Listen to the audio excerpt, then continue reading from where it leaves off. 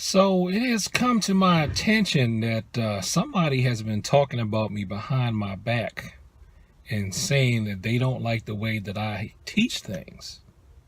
Where them kicks at? Where them hands? Where them holes? Where them throws? You know what I'm saying? Well, when you talk about people behind their back, don't think it's not going to get back to them, because it does. And someone that I thought that I had helped turns around and is talking smack about how I taught, how I teach, and how I didn't teach properly or don't teach properly, things of that nature. Now, I'm going to admit, when I first heard about that, I was annoyed, but I wasn't really all that offended. I'm not really all that offended, because everybody's entitled to their own voice. So let's, just for the sake of me getting some content, we're going to say just how I have taught people wrong, or I have deviated from the way people may think things should be done. So I have not taught my students to blindly follow whatever they're taught. I have not taught my students to think that their teacher is perfect.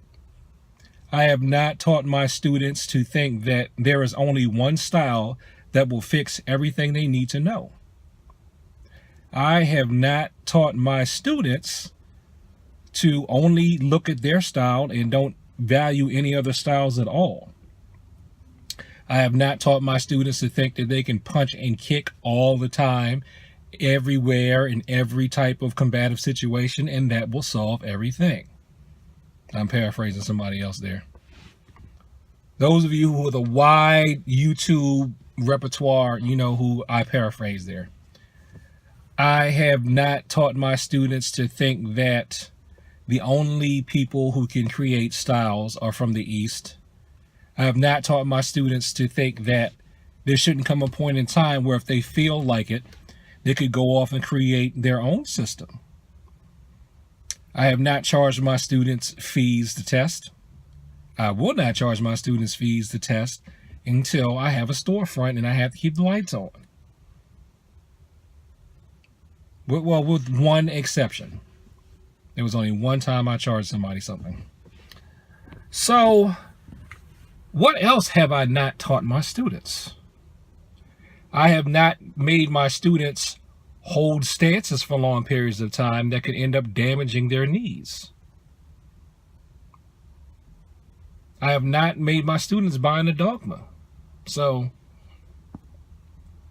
I also have not taught my students to hate a style because it comes from a country where the progenitors of my style may have a problem with them. Like, for a perfect example, I know about the Korean and Japanese conflict based on things that Japan did to Korea in the past. Sometimes there'll be some people who study a Korean style and they may hate a Japanese style. And then you have people who study Japanese style who may hate a Korean style or hate a style that's not Japanese. Or let's say if you're doing Chinese martial arts, you may hate anything that's not Chinese martial arts. I have not taught my students that type of style bigotry.